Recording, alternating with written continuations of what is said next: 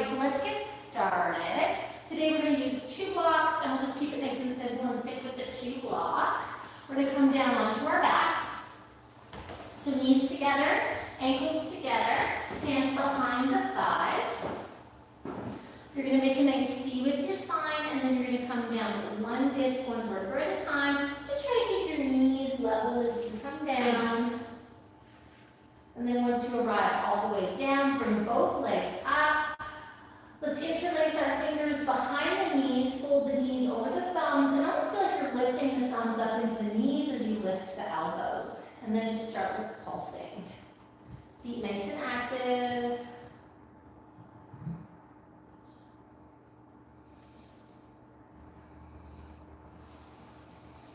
And then let that pulsing turn into circles, squeezing the ankles and the knees to one another.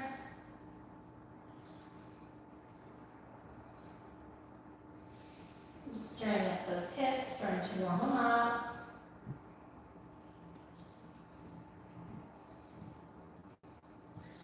And then stopping with the circles, change the interlacing of your fingers, change direction with the circles.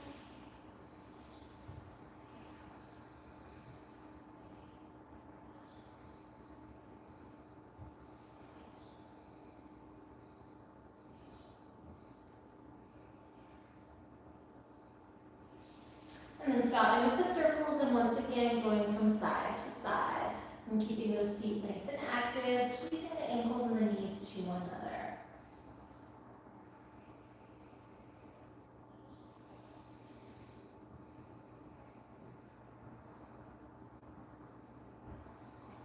And then stopping with the side to side, let's cross the right leg over the left leg, thighs touching, interlacing your fingers behind the thighs. If the thighs feel too far away, you can put your foot on a block or on the floor. Relax your shoulders, and then just gently pulling with the arms as the legs think about trying to get away from you. So it's like the legs want to go to the floor, but the hands stay behind the thighs and pull the legs to you. Pull the arm bones a little bit into your shoulder sockets so you can release the neck, and then we're going to point and flex our feet. What hand's on top, Chad? Right hand. Really thinking about moving your hip flexors away from your armpits. And then point your toes and draw big, slow circles, as big and as slow as you can.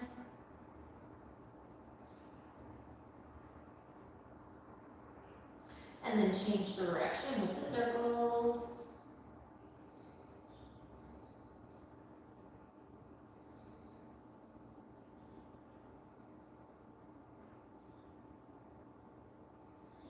And then stopping with the circles, flex your feet, soles of the feet flat, curl your toes like you're holding onto a pencil, point your foot like a dancer, and then flip your toes back to you.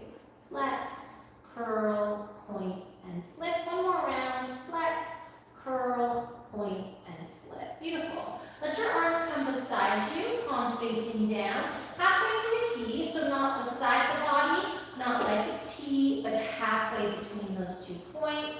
You're going to exhale to pull the legs in closer, maybe even lifting up your pelvis a little bit, and you're going to inhale to take the legs away from you, eventually tapping the heel. Exhale to pull the thighs in, maybe lifting your pelvis, and inhale to take the legs away from you.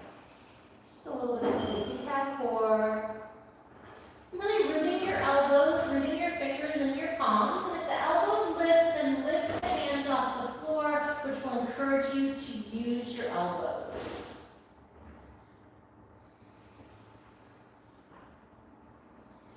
As you come up, you can even use your arms to lift a little bit up into your upper back or rib cage, but making sure that that doesn't cause the neck to change in any way, and making sure that you're keeping the spine nice and straight. And then really using your arms to slow down the ascent and the descent. Let's do 2 more.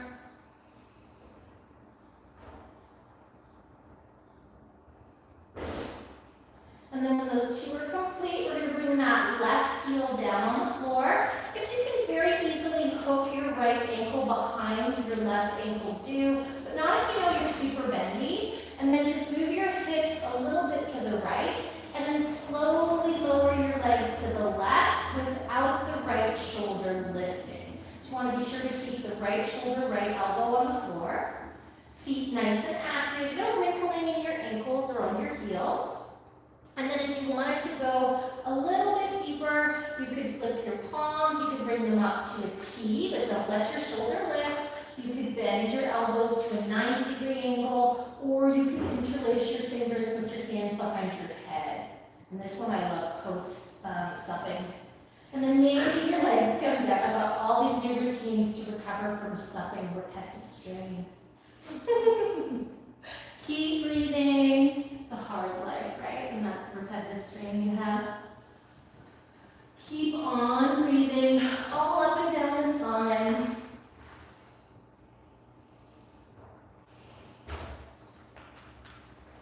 This is a good one for digestion. It's great for releasing the upper back, neck, and shoulders. There's my absolute favorite postpartum stretch.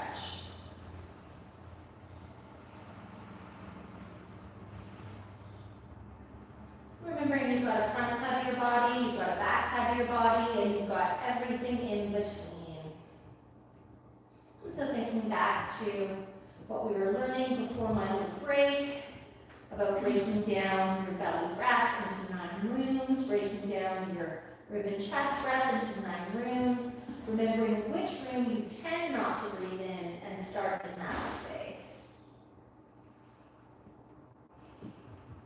Slow down your breath so that the beginning of the breath and the end of the breath are equally smooth and slow.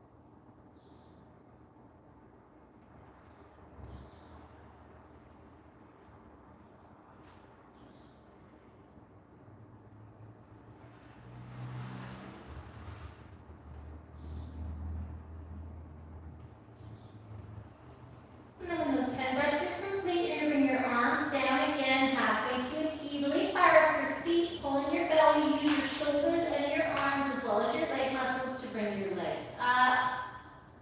Uncross your ankles, uncross your legs. Straighten out your spine, soles of the feet are going to clap, knees are going to come apart. Place your hands on your belly, and after that nice deep twist, let's take some big belly breaths. So creeper, cobbler, whatever you prefer, either soles of the feet on the floor or soles of the feet clapping. As we breathe into that belly breath, let's add a little bit of movement with the legs. And I want us to think about the entire outside line of the leg, closing the legs without the feet changing as we exhale, and then as we inhale, the entire inside line of the leg opens the legs like a book opening, right? But keep the soles of the feet touching either the floor or one another. Okay, exhale, bring the knees towards one another. In a cobbler, they're not going to touch. In a creeper, they will. Inhale to take the knees towards the floor. Good. Exhale, squeeze out the oxygen, lift the knees, soles of the feet remain collected. And then inhale, bring it down to the floor. So thinking about those being 2 covers of a book, the right side, the left side, and you're opening and closing those legs like the cover of a book. The whole inside of the leg goes to the floor, and the whole outside of the leg closes the book, from the ankle to the knee to the hip.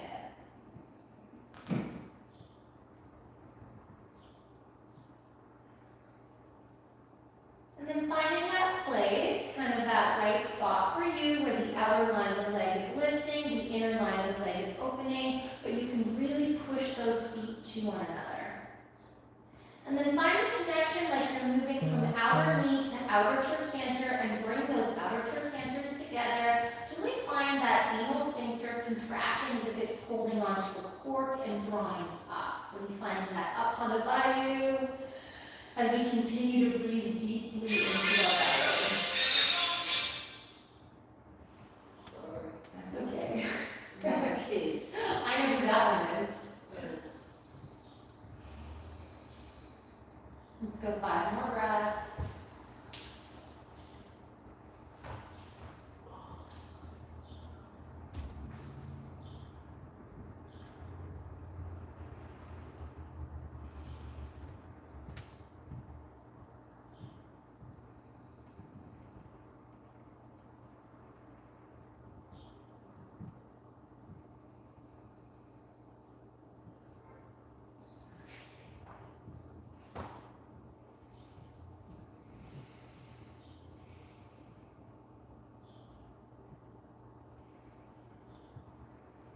And then those 5.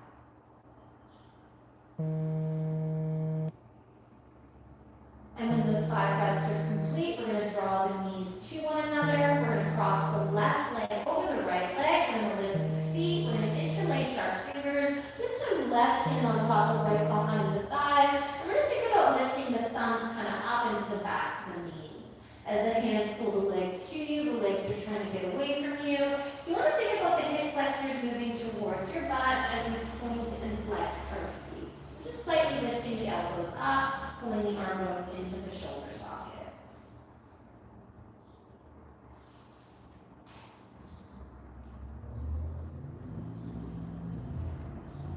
And then point your toes and draw big, slow circles one way.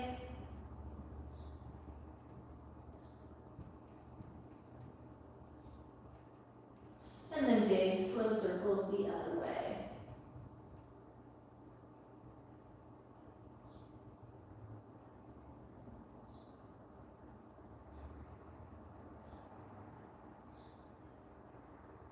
And then stopping with the circles, flex your feet, soles of the feet flat, curl your toes like you're holding onto a pencil, point your foot like a dancer, flip your toes back to you. Flex, curl, point, and flip, flex, curl, point, and flip, and then find a nice foot to hold. Really sit your butt into a chair as you gently pull your arms to you. Think about lifting your legs up into your arms. Let's go 5 more big breaths here.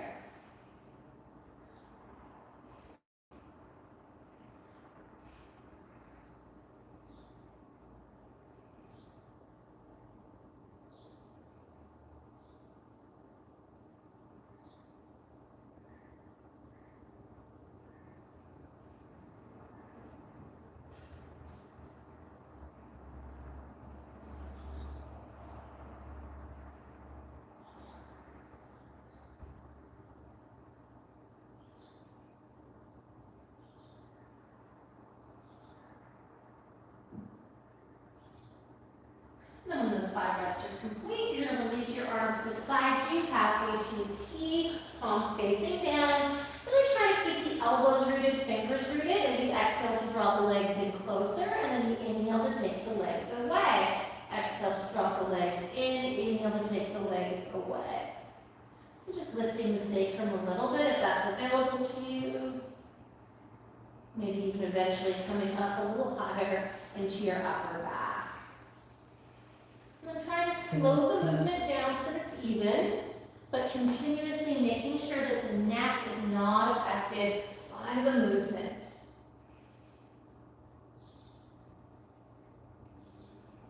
Just really squeezing those legs to one another and keeping those feet active will help. Once we do 3 more.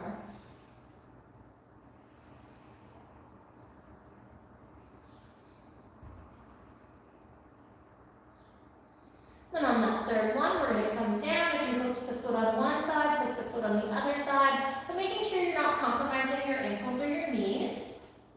Right heel comes in line with tailbone. Just move your hips a little bit to the left, and then without lifting the left shoulder, lower your legs to the right. The slower you go, the more likely you're going to get your a little adjustment and the cobbler crack into the spine. Then when you arrive, you can keep your arms in halfway to a T, flip the palms. You could try a T, a cactus, or you can interlace your fingers with the left hand on top behind the skull. Just again, try to do your two sides the same. So whatever arm you chose on one side, try to commit to that arm on this side. And then just close your eyes and find your breath. With each inhale, feel the body expanding, and with each exhale, feel the body gently contracting.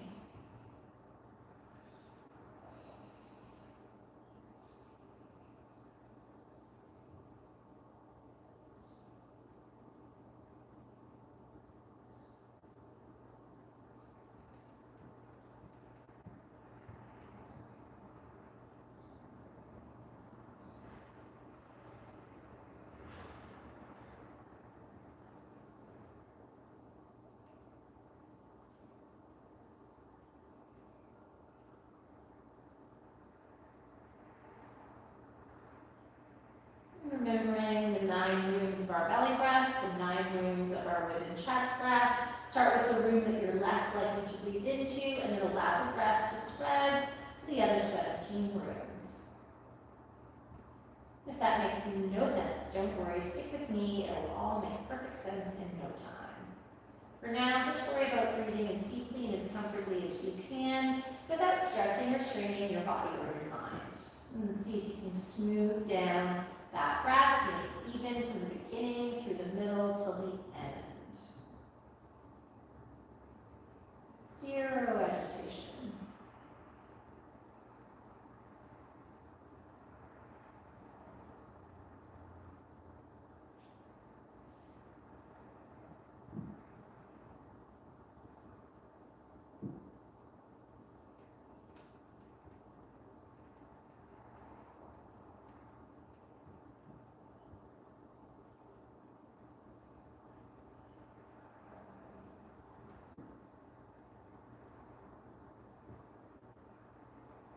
Let's take 10 more breaths on this side.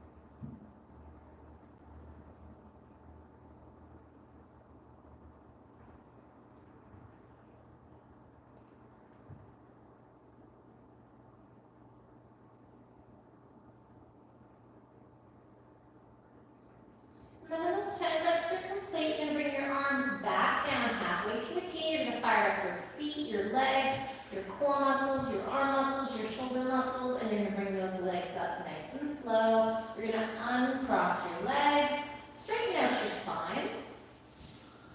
Go back into a cobbler or a creeper pose, either soles of the feet clapping or soles of the feet on the floor, whatever you fancy. And this time you're going to take either arms stretched out overhead like Superman, YMCA, like a V over your head, a T, a cactus, a halfway to a T. But find your arms sort of in a position that gives you a little bit more action. And then see if you can keep your back rib cage gently rooting down towards the floor. We're going to think about the outside of the leg lifting up. We're going to think about the inside leg rooting down, like a book trying to open and a book trying to close evenly.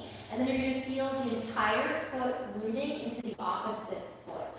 And see if you can use your mind's eye to even out which foot is pushing harder and which foot is kind of giving way. And then when you find that, feel like you could pull your kneecaps back into your hips. Feel like you could pull your femurs back into your hips.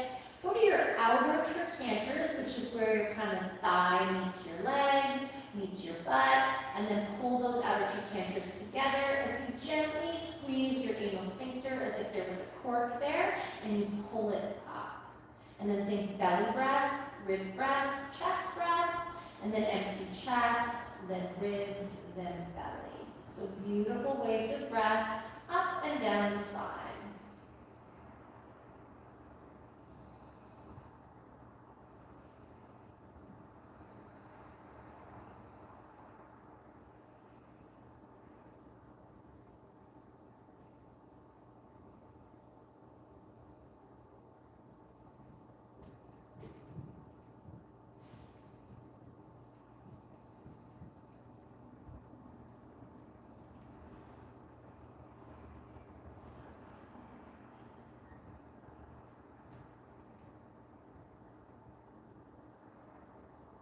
Let's take 5 more breaths here.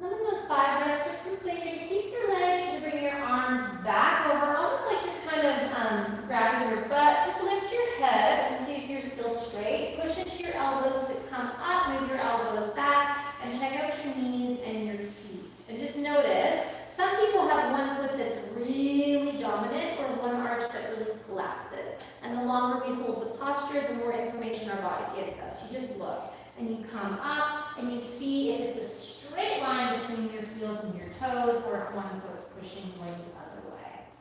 And then we're going to draw our knees together. We're going to come onto our right side, inside your leg as long as you can see me, and have your 2 blocks. Does Melania have 2 blocks? Yes, good.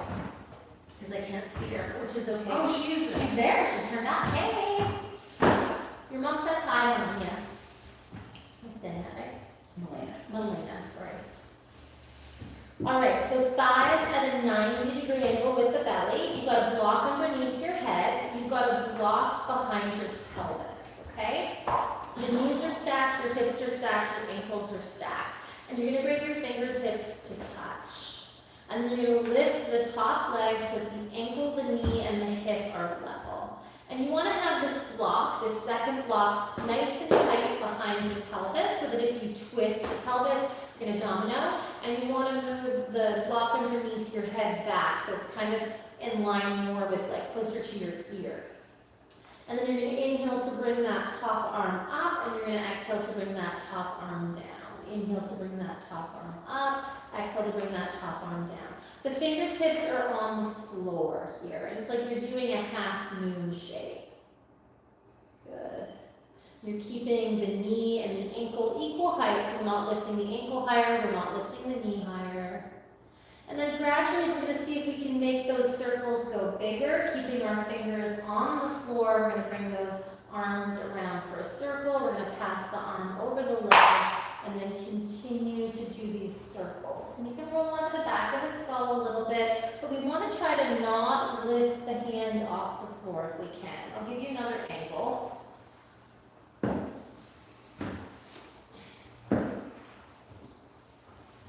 Okay, where you want Yeah, so you want to kind of try and touch the floor as much as you can. If you have, see, I don't lift my arm, and when I come over this way, I'm going to touch my own body so that I'm touching down the entire time. And I'm doing my best not to bend my elbow, but a lot of us are going to have to at some point bend the elbow. This is part of the twisty twists.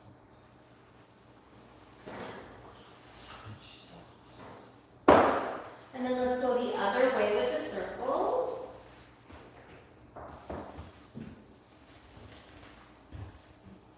You got the money, you might as well use it, right? The joys of having nobody in the studio.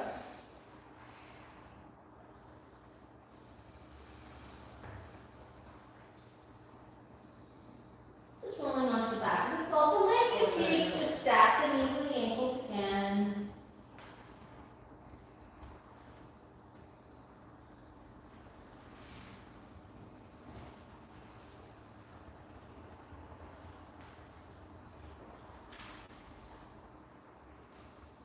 And then bring your fingertips to touch. Let that leg rest a little bit. Find your breath here. So back to where we started. Fingertips touching. Block behind the pelvis. Knee stack, ankle stack. Just give that hip a little bit of a rest. And then lifting up the top leg again. And you're going to do a shin lift. So you're going to bend and straighten that top leg without the thigh or the knee moving. So you're going to keep your fingertips touching. You're going to use your peripheral vision as opposed to your neck to look at your knee and make sure the top knee is directly above the bottom knee. Good. Nice.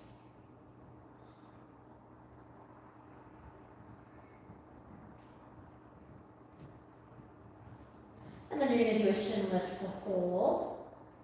Just hold there. Try and keep the ankle, the knee, and the hip stacked. Beautiful. And just go up and down a little bit. Keep the fingertips touching, keeping the pelvis level. Ooh la la.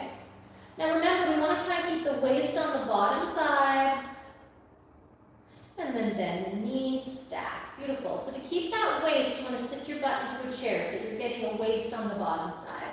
So now the fingertips are going to go along our arm. We're going to touch our chest. We're going to rotate. The back of the skull comes onto the block. Maybe the elbow touches the floor. Maybe it doesn't. And then we're going to slide the hand back. Maybe the fingertips go past the other fingertips. And then we slide the hands along our body, touching our sternum, our chest, elbow to the floor. Now, a lot of people, the elbow won't hit the floor, and that's okay. Don't move the block on the pelvis. But those of us, when the elbow starts to hit the floor freely, then the elbow is going to hit the floor, and then the opposite wrist, the top wrist will come down.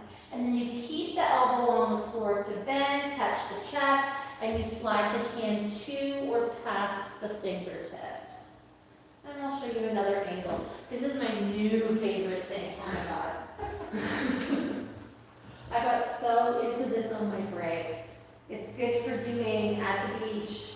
We're going to call it the tanning twist. Because wait till you see, you're going to get all the angles of your body whilst holding a twist. And you can lift that top leg at any point if you wanted to, right? And just work a little bit harder.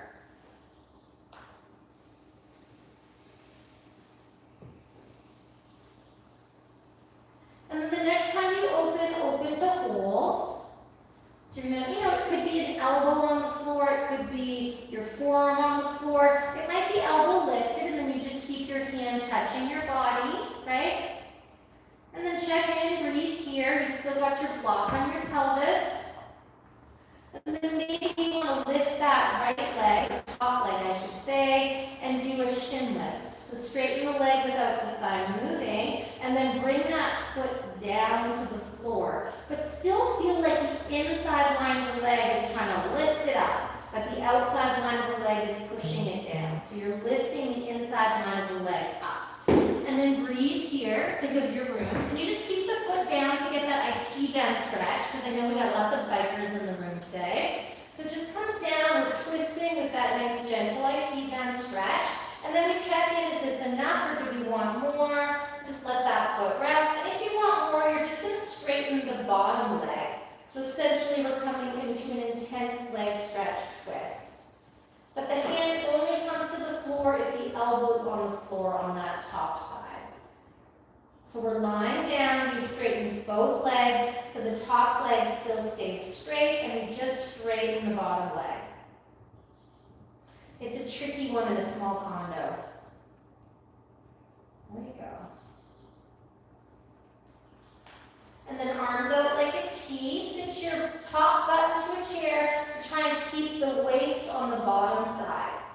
so this we're calling the tanning twist, because you could just lay here for hours and just breathe. It's a really good one for biking, hiking, running, so it's a good seasonal one for the summer and the spring. And it requires very little props. If you've got the flexibility, you can have your head on the floor. I like the lift in the neck because it gives a little bit more upper back release. But if you're at the beach and you have the kind of neck that needs something under your head, you can just do a big pile of sand. That's, minimal prop usage. And then finding the dark room of your 18 rooms, start by breathing into that space, and then let the breath move from there. Yesterday was a new moon in Taurus. It's a great time to set an intention, whether you're sticking with a specific intention that you've worked on previously, or whether you want to add something new to your plate.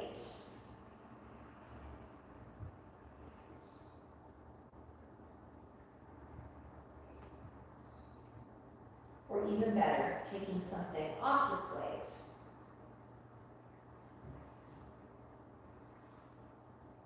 If something pops into your mind, setting a mantra,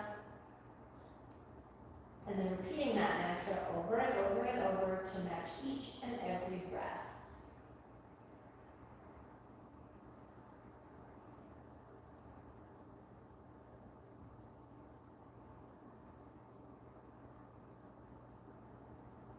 Let's go 10 breaths on this side.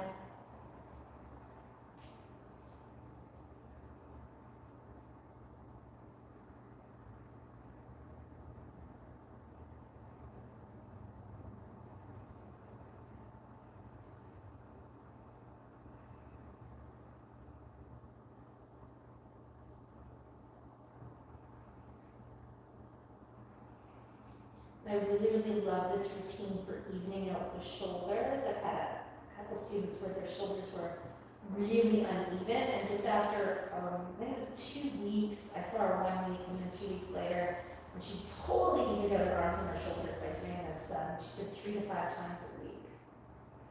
So it's really effective.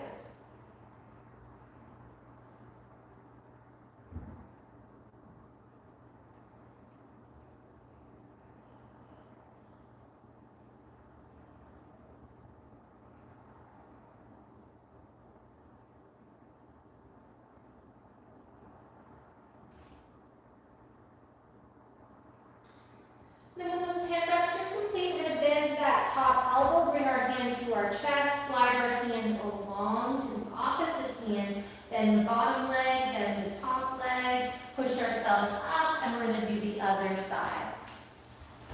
And so if the sound gets really bad, let me know, because I'm trying to perfect the sound with this new twist. It's tricky. This mic is good for some things, but not all things. All right, so we're lying on the one side, the other side. One block is behind our pelvis.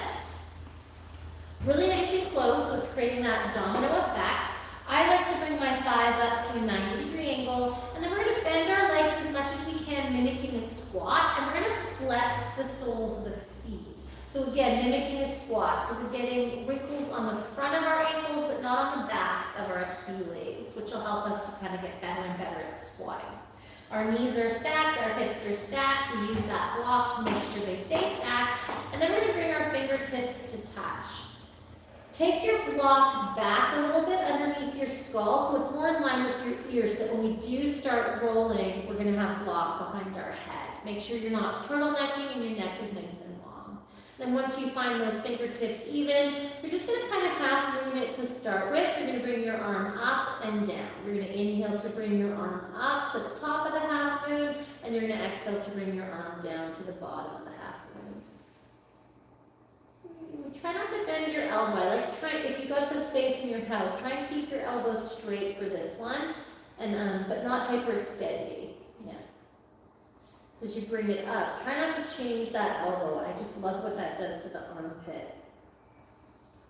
Again, lots of new shoulder stuff after I spent my Which way are we breathing again? What's that? Which way are we breathing? We're going to inhale as we bring it up, and then we're going to exhale as we bring it down. And then eventually, we're just going to start to make circles without lifting the fingers off the floor. So the fingers come overhead, we kind of rotate, the palm flips, we come into a circle. Around here, the hand rotates again, but we keep touching the earth or our body as we slide the hand around. And anytime you want to, you can lift that top leg.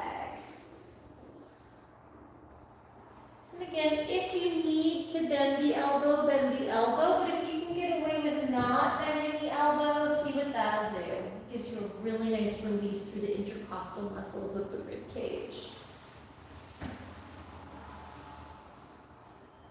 And just again, there's no rhythm to the breath here because it's big circles, so just really making sure you're breathing fully. And then we're going to change direction with the circles. Circles going the other way. Gently rolling onto the back of the skull. Just exploring our range.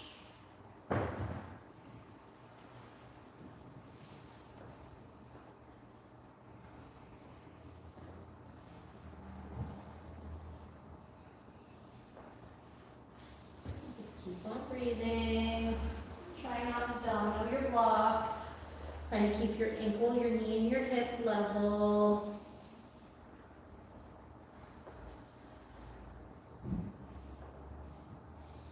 And then the next time those fingertips touch, we're going to keep the fingertips touching. Good. We're going to lift that top leg if we haven't, and then without moving the thigh. And if you want to put your hand on your thigh, you could. But see if you can just use your peripheral vision, not your neck, and keep the knees stacked. Keep the thighs stacked.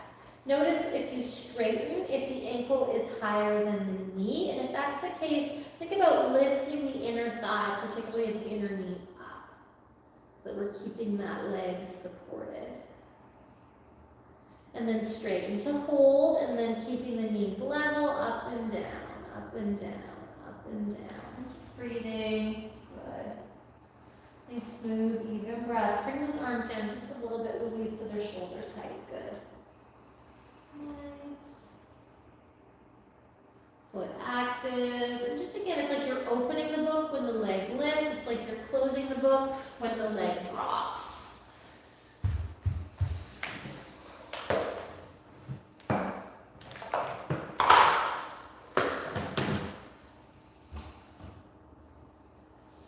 And then bend that knee, stack your joints, give that a little bit of a rest. Nice big breaths.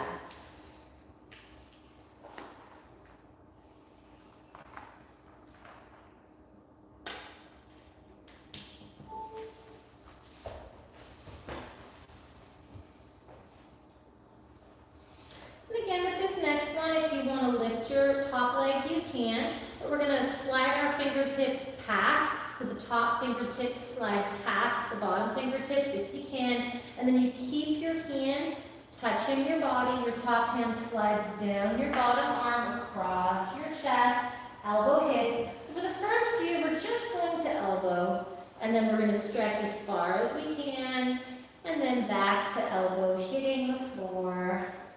Nice, and we can stack our knees and our thighs anytime we want to.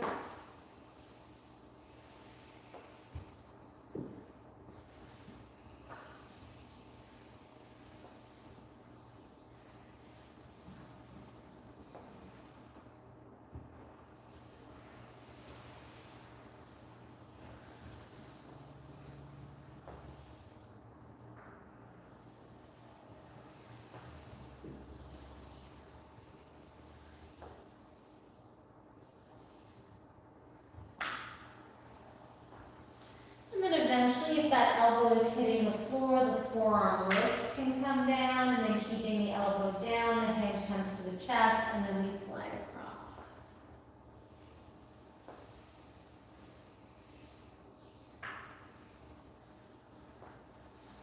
And as you slide your hand across and open your body, you're going to take a big inhale, and then as you slide your hand across to bring the fingertips towards one another, exhale.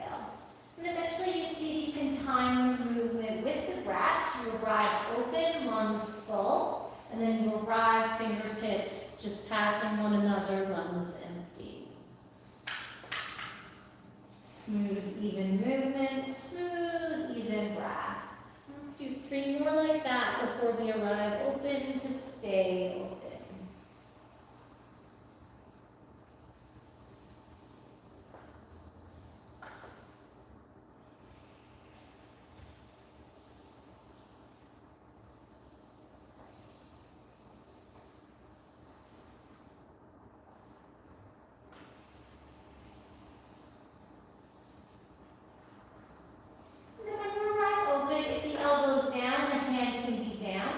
Elbows not down, or if it's hard to bring the hand down, you just keep your hand on your chest. Neutral neck, so eventually one day the nose and the chin will face up to the sky, but it doesn't have to today. And then we're going to do a shin lift on that top leg, and then we're just going to bring that foot down to the floor, keeping it nice and active.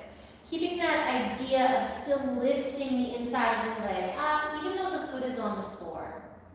And just taking a few breaths here, we tend to lose the waist on the bottom side of the torso, so really move the top sit bone away from the crown of your head. And that's where we get this gorgeous IT band stretch, which is amazing for anyone who does any type of activity sports-wise. And then maybe you want to go deeper and straighten the bottom leg, almost like a scissor kick, but twisted. And then once you arrive, just flex, make sure that you're comfortable bending one or both knees if you need to, and then really finding your breath here. And during these twists, we have a little bit more access, I find, to our back lungs, like being able to breathe into our back body. And so maybe you go to that room that's a little more challenging to you, or that floor that's a little more challenging for you to breathe into, and then you breathe into the back body first, and then you allow the breath to move forward from there.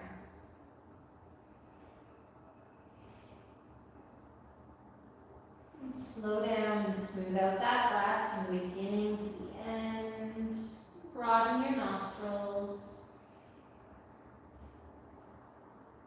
as if you had little marbles cupping your nose, and your nose was broadening.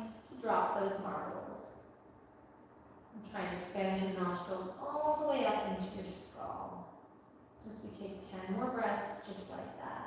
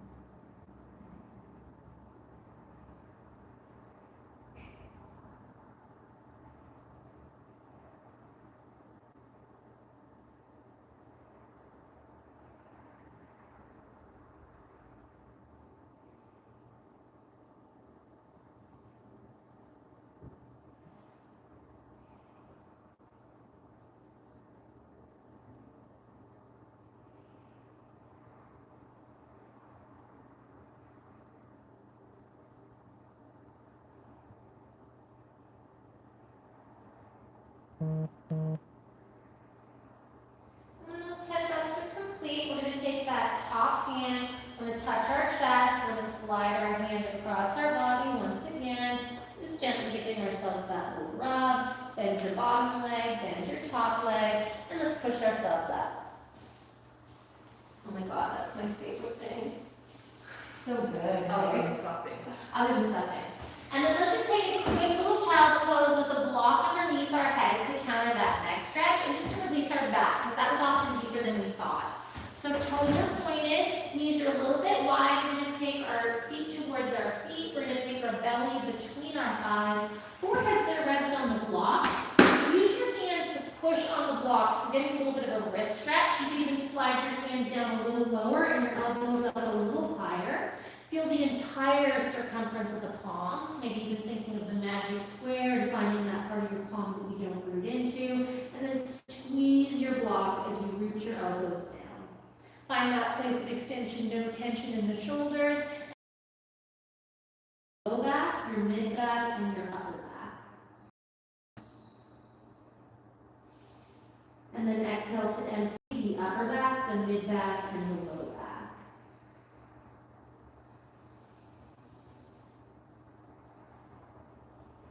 You're going to be pushing the tops of the feet down into the floor. Pushing the calves down into the floor. And sliding the heels, sort of more the ankle crease really away from the back of the knees. With the heels pushing back onto that ankle crease and the kneecaps pushing back onto the backs of the knees. So those knees are totally supported. Think about the inside line of the leg opening the book, just like we did in creeper or cobbler. Think about the outside line of the leg squeezing the book closed, like we did in creeper or cobbler. Inside line of the leg dropping, opening the book. Exhale, outside line of the leg squeezing the book closed, squeezing the blocks. Back of the leg moving towards the front of the leg moving towards back of the leg. And then feel the calf and the hamstrings almost like a book as well, where the calves are trying to go to the floor and the hamstrings are trying to lift up into the quads. So the book is looking that way as well. Calves to the floor, hamstrings to the sky. And then the shins and the quads are trying to close the book. The hip flexors are lengthening away from the armpits away from the hip flexors, but the shoulder and the butts are moving to one another to keep that sustained.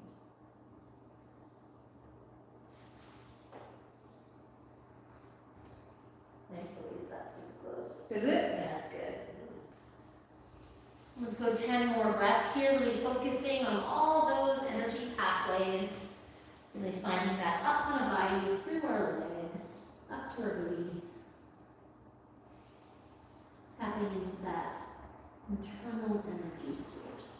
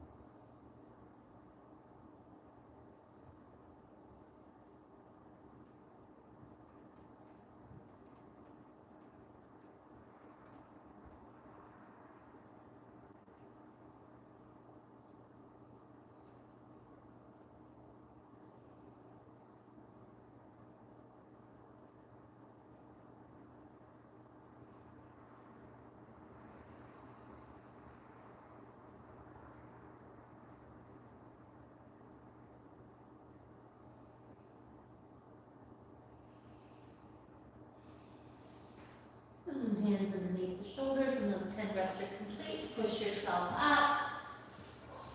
Let's do a short tabletop with our hands on blocks. So our knees are going to be a hips distance apart. Our toes are going to be tucked. We're going to have our hands quite close, so a little more than a block's distance away. And our hands are going to be a little wider than our shoulders. And then we're going to knead our toes. So again, I've been playing with something else that's kind of new and fun. And it's getting a lift up as opposed to sinking down, okay? So I want us to get the soles of the feet as flush as we can. If we had another set of blocks, we can put it on our heels to get that idea, but we're looking for that, okay? And then we're gonna step that right foot forward, and we're gonna find this right shin at a 90-degree angle. And this one's gonna be different than what we're used to. Good. We're gonna lift that back knee without the heel going back. Good. And then we're going to continue to lift and straighten that leg without the heel going back, without the pelvis shifting. Good. You're going to find your fingers, you're going to find your palms, and then you're going to see if you can lift up the sole of the front leg, and then you're going to see if you can straighten out that front leg without the heel going back. It's causing you to hunch, and you're going to walk your blocks back, and you're going to pull your arm bones into your shoulder sockets a little bit more. So I'm on the heel of my front foot, I'm on the toes of my back foot, and I'm lifting my hip flexors up. Then I want you to think of the whole front side of your body lifting up. Now think about the inside line of your leg opening the book. Think about the outside line of your leg dropping the book. Squeezing the book. Closing the book. So if we can we pull our arm bones in? There you go. You feel the difference in your back right away, hey? Get rid of the wrinkles in your neck. So if you know you're really bending, make sure you've got a little bend in that front knee, and then we're just going to see if we can lift up that right hand, make a fist, and lift that right elbow up. But keep your gaze down so that your spine stays straight and your head between your foot and your left hand. Just going to lift that elbow up. Good. The bend in that front knee, and then maybe you straighten that arm up as we come into a revolved triangle with a hell of a lot of up on by you. Lifting up into the feet. Make yourself light. Beautiful. Use those joints to stabilize the legs. So much better than the first time we tried this. Nice one. Keep on breathing. Good. So amazing IT band stretch. Pull your belly in. Lift your back rib cage back. Think about hands on your back, floating anterate ribs. Lean into it and lengthen your back ribs away from your pelvis. And let's go 5 more breaths here. If you feel your bottom wrist at all, really use your fingers. And then bend at the elbow, but keep the lift in the elbow, keep the openness in the chest, and then bring your hand down. Beautiful. Bend into that front leg. Drop the back knee without the front shin going forward, and see if you can arrive where you took off with this straight and this straight. And then swap sides. One foot goes back, one foot comes forward. So the front shin is at a 90, so we're giving ourselves a measurement. Our back foot's at a 90. Good stuff. And then without the heel going back, we're going to lift the kneecap up. We're going to lift the hip flexor up, and we're going to straighten just the back leg without the heel going back. So I think about the teepee part or the top part of a tent and lift both hip flexors. Good. And then before you straighten that front leg, lift the sole of the front foot and then start to straighten that leg really slowly without losing that levelness of the pelvis. Use your fingers, use your palms. Heel is lifted. Sole of the foot is lifted on that other front foot, the left foot.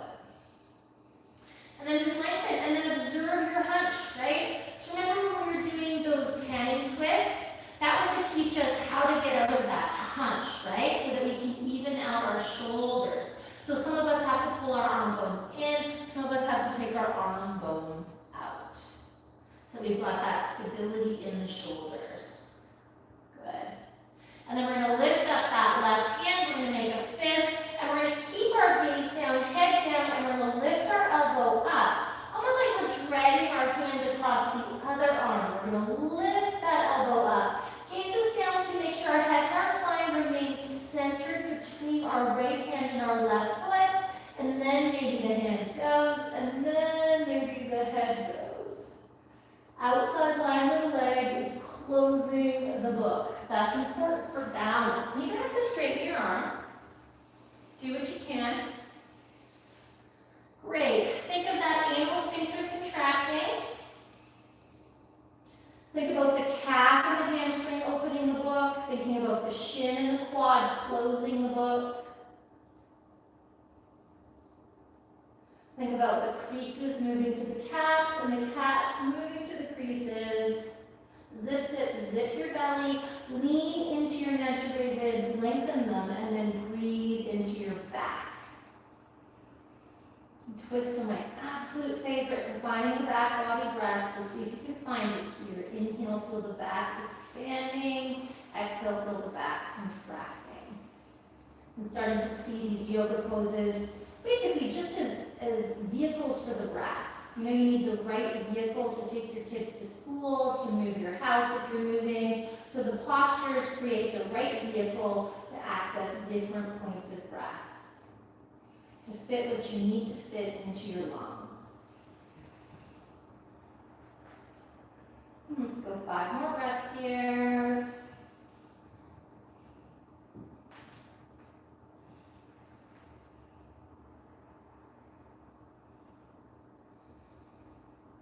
And when those 5 breaths are complete, bend your elbow, lift your elbow, slide your hand back down to the block. Beautiful. Level out your spine, level out your pelvis.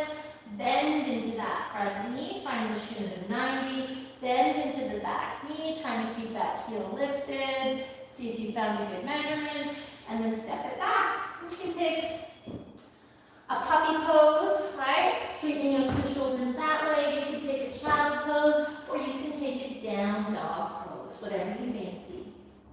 Think about the inside line of the leg, opening the book. That's an amazing connection to find in your down dog.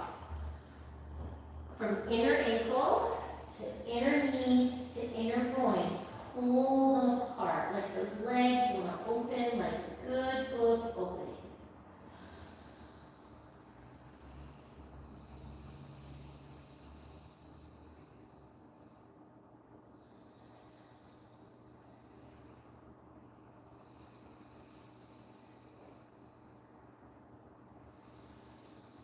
Let's take 10 more breaths here, opening up those legs. Just noticing what that does to your groins. Might even give you the space to roll your groins from front to mid and mid to back.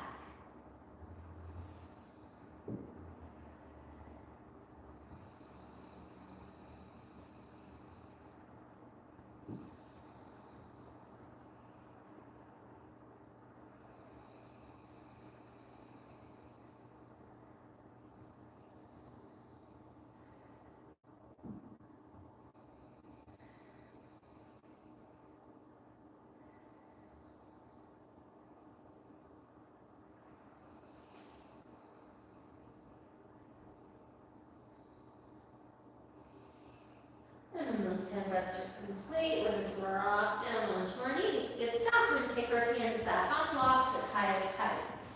So, if that was challenging for you, then you want to keep that same moderate spacing of just kind of stepping through slightly, right? If you want to make it a little harder, then you can walk your foot forward. But make sure that your thighs in this would become more angled, right? Like a traditional lunge. However, let's really work on keeping the lift in the heel and keeping the hips level. So pull the femurs in, press into the fingers, press into the palms, and as you lift that back knee, don't let the heel go back, but also don't let the knee come forward, right? We want to keep ourselves kind of in the present, right? So think of this as the future, the heel is the past, and we want to go up, right? Be in the moment and reach our potential. Not worrying about what's coming, not worrying about what's behind. Go up. Good. And then once you find the up, see if you can lift the sole of that front foot and then start to straighten out that leg without going into the heel. So we're learning to go up as opposed to sinking into the small.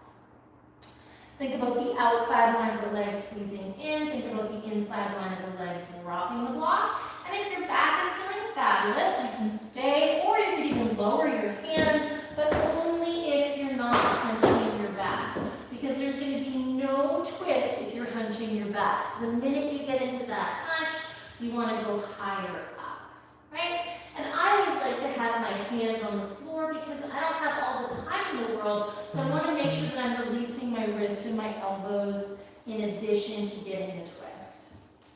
Little mini bend in the knees, especially if you're very mobile. You want to keep that front knee bent. And then make a fist and just lift your elbow. You can even slide your hand across your chest if you wanted to, but get the lift in the elbow. And then see if you can get the elbow above the torso, and then don't move anything else, just lift the forearm. Good. Keep the lift in that back heel. Really makes you access that front quad. Excellent. And just breathing here. Big, beautiful breaths. And the front leg doesn't have to straighten. The back leg doesn't have to straighten. Let's see if you can keep the lift in the heel. Pull in your belly and find your breath.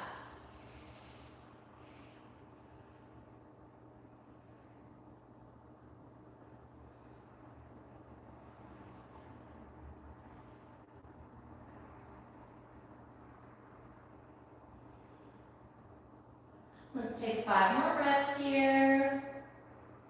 Think of where your neck is wrinkling. Try and unwrinkle that part of your neck and see if you can go a little further into the upper neck or not.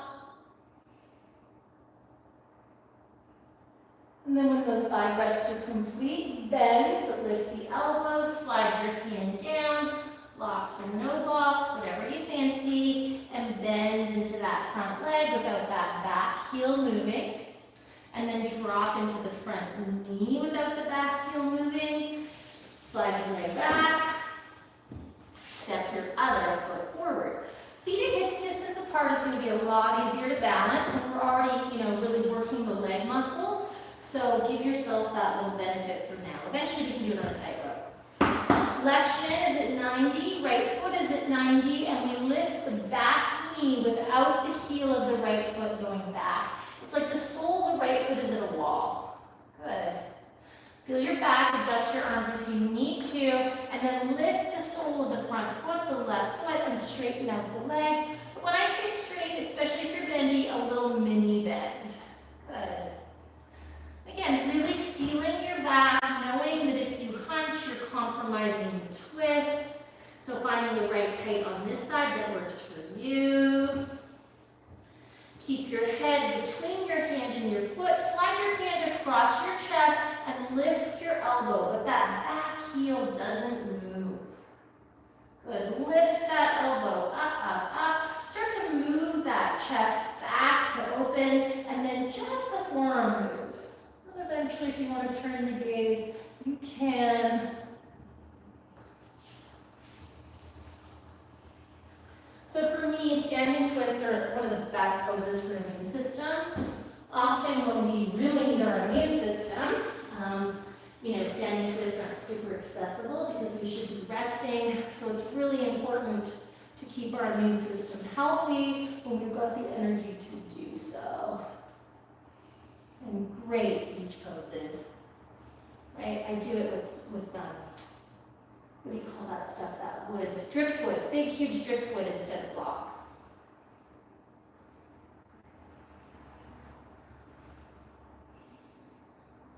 Again, finding your back body, breathing into it, think up on a value. What are my heels doing? What are my ankles doing?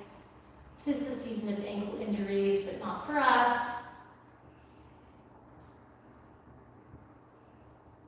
And then when that's complete, bring the gaze down, bend the elbow, but keep it lifted, and then slide your hand down, bring it down. Try and keep that back heel up as you bend into the left knee. Good. Try and keep the shin straight and the sole of the foot level as you drop the right knee. So really refining that control, learning how to work within boundaries to go where you want to go instead of where you always go, and then step it back. Good. Child's pose, puppy pose, right? Puppy pose is great with the toes down, or maybe a down dog pose. And you could even do a down dog pose with your soles of the feet at an imaginary wall. So you find your feet in the puppy, and then you come into your dog with your feet at an imaginary wall. It'll cause you to probably bend your knees a little bit for a while, but eventually you'll be able to straighten those legs. And I find it just really gets me out of my hip flexors when I learn how to really activate my ankles. It's lovely. It makes it really light on the hips. Now think about the inside line of the leg opening the book, the outside line of the leg squeezing the book. The inside line of the leg opening the book, outside line of the leg squeezing the book, and then find just right. Always making sure that the entire circumference of the palm is rooted. Nice work, everybody. That was a slow and steady class. Let's go 10 more breaths here.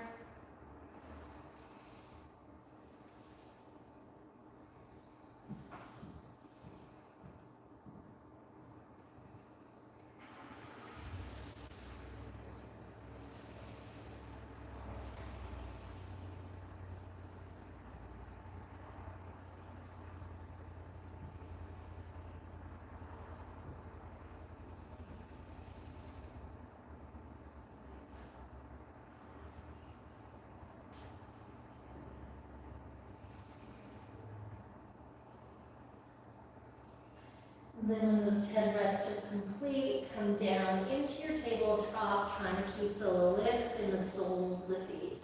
Good. And then we're going to take our feet out to one side, hands out to the other to come onto our butts. If you want to roll over your toes, by all means do. What I like to do is kind of grab my own butt. So I go for my groin and I pull it at an angle over my sit bones. It's a fascial thing, and it means that if you do that, you're never going to tear a hamstring.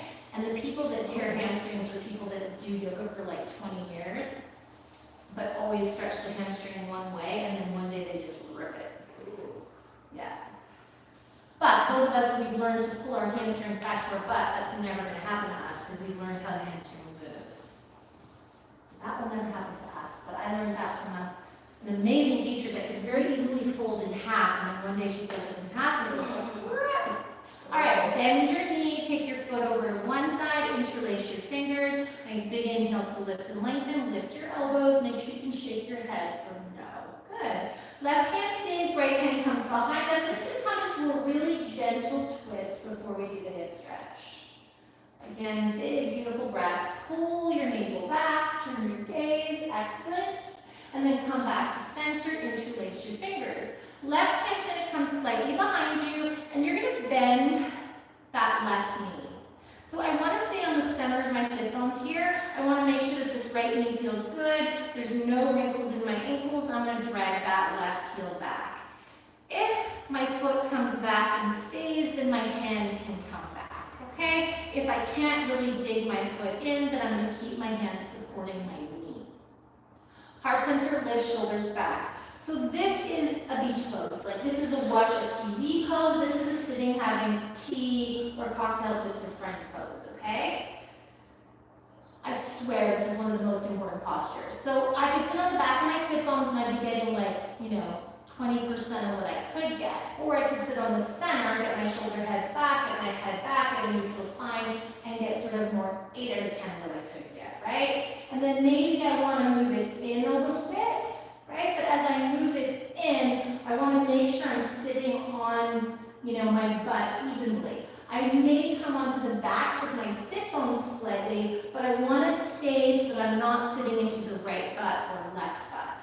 And then I want to think of this inner right knee moving away from me, feet super active. Back in the day before there was so much yoga in Victoria, there was like kind of like Ashtanga, and there was the Iyengar people, right? And I used to get all these Ashtangis because I can do all the Ashtanga poses. And they would, they'd send me emails and like, how do I get my foot behind my head? And I'm like, you do this pose. And they would all be so disappointed. This one. This one.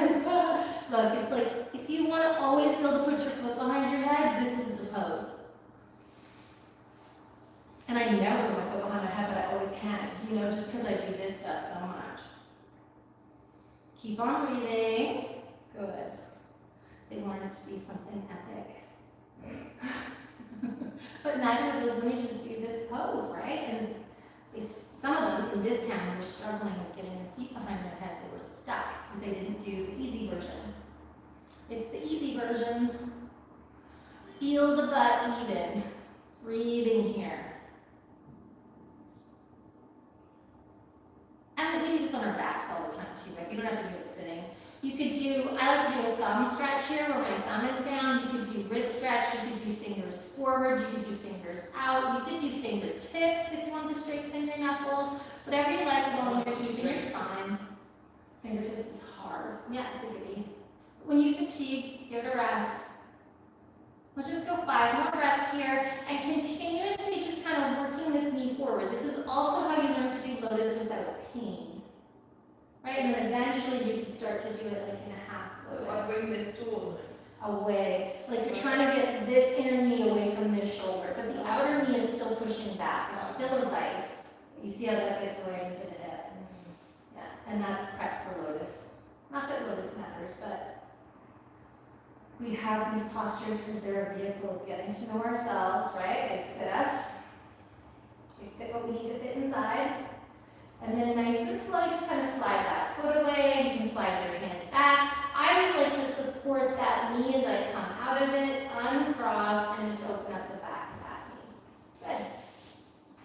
And then bend the opposite leg, bring interlace your fingers, left hand on top of right, sit up nice and tall, lift the elbows, make sure you can shake your head for no. And then just a mini twist, right hand stays, left hand comes behind you.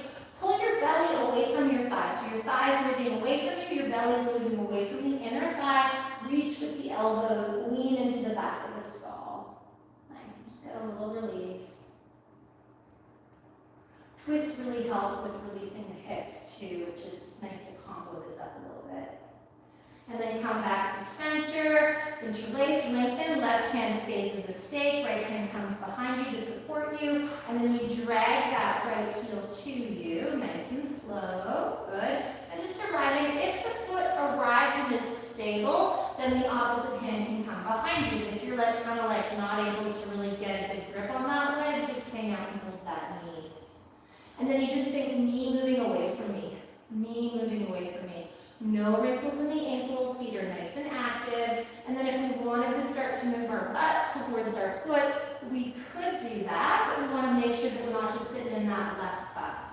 Nice, you could get a wrist stretch, right? We could get a fingertip activation, you could do a thumb stretch, whatever you fancy. Make sure the shoulders aren't in the neck. I like a little mini bend in my elbows because I know that's going to make me work harder. And like I said, when you don't have all the time in the world, it's important to use your time wisely. Big, beautiful breaths. So that left inner knee is moving forward, and this shoulder head is moving back. And you're pulling the back of the left knee and the back of the right knee away from the hip flexors. Hamstrings are plugging into the butt. Just breathing here, making sure that no wrinkles are creeping into your ankles.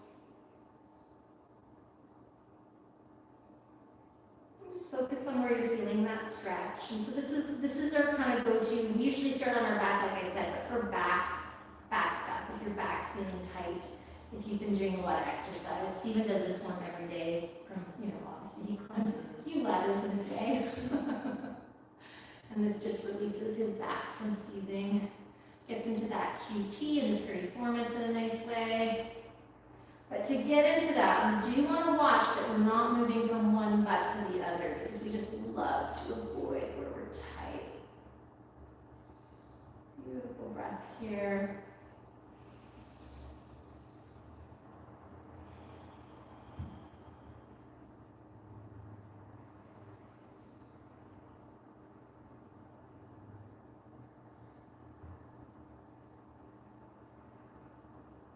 Let's go 10 more breaths here.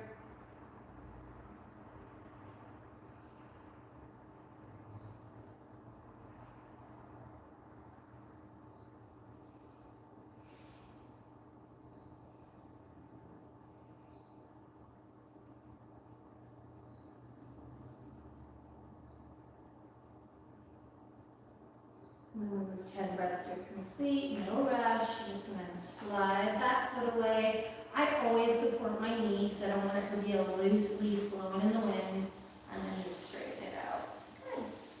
Just find those legs nice and long and neutral. You could do a little flexing point if you wanted. And then from here, we're going to make our way into Savasana. We're going to bend our knees and ankles together, hands behind the thighs, making a nice C. We're going to come down one distal vertebra at a time. If you want to give those legs a hug, that can feel fabulous. And then when that feels complete, make your way into Savasana. First by finding a neutral pelvis, making sure your spine is straight. Getting your arms halfway to a T, releasing the shoulders, and then straightening your legs one at a time. Almost find like a mountain pose with the feet touching, and then let the feet just relax and the knees fall apart. If that feels like it's too much on the knees, then you just take your feet a little wider, or you put a bolster underneath your thighs. But if you start in that Tadasana pose from a neutral spine, and then you just kind of let the feet and the legs relax from there. Again, it's just training yourself to release where you're tighter in one hip or knee. And then eventually your feet become symmetrical in Savasana.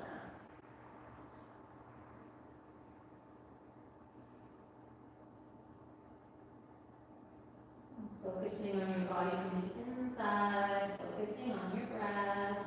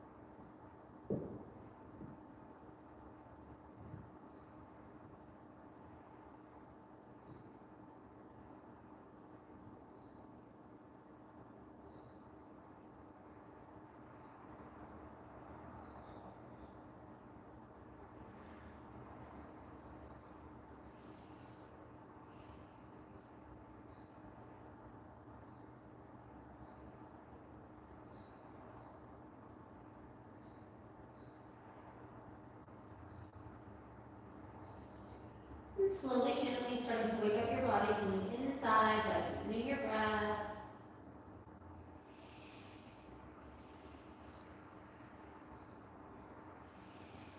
Wiggle your fingers, wiggle your toes. A nice big inhale, stretch your arms. Exhale to let your arms fall down heavy. As you start to bend your knees, walk your feet towards your seat. And with an exhale, roll off to the right. Nice inhale with arm strength to push yourself up. Let's come to a comfortable seated position, bringing our hands into Namaskara. We're going to end with our humming Om before we dedicate the merit of our practice.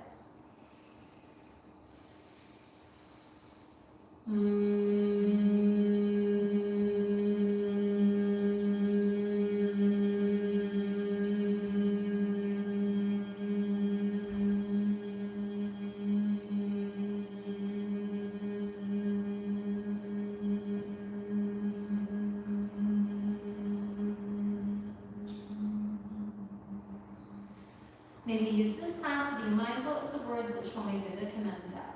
Do not say I am bad. Say I am good, but be better.